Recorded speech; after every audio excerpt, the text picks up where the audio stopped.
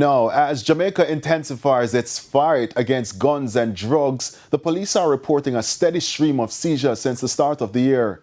The Firearms and Narcotics Investigation Division, FNID, has also addressed the issue of insider collusion at some institutions. Details in this report.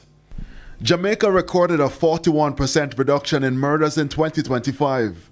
But even with that decline, a troubling reality persists. Approximately 80% of those killings were committed using guns. Criminals continue to find creative ways to smuggle guns and other contraband through the official and unofficial ports of entry.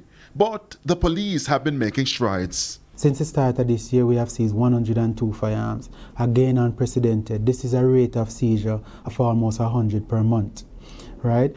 We are, from what we are forecasting, this will be a record year as well in terms of firearm seizures. We are seizing the firearms. We are making arrests. Since the start of the year, we have charged 30 persons and arrested far more than that.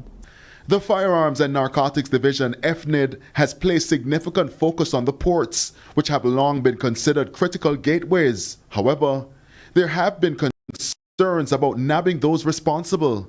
Addressing public concern about the perceived lack of arrest and charges following some of the major gun seizures, FNID Director Superintendent Patrick Rowe cautioned that these cases are complex and often transnational. We are making the arrest, and even in cases where we do not make arrests, in firearm cases, we know who the players are, and it's a matter of time.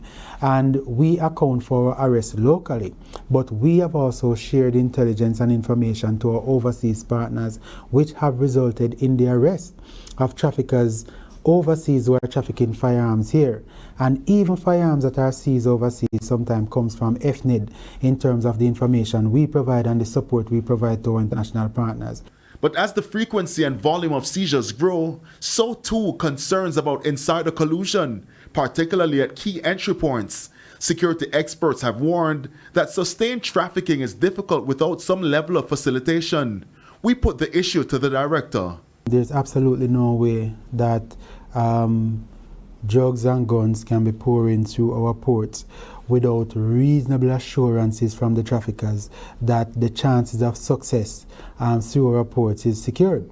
We are seeing cases where people are bringing up to over 100 pounds of cocaine in their hand luggage and suitcases through our international airport destined for abroad. They must have gotten reasonable assurances from the insider colluders that their suitcase or their luggages can go through without the likelihood of it being found.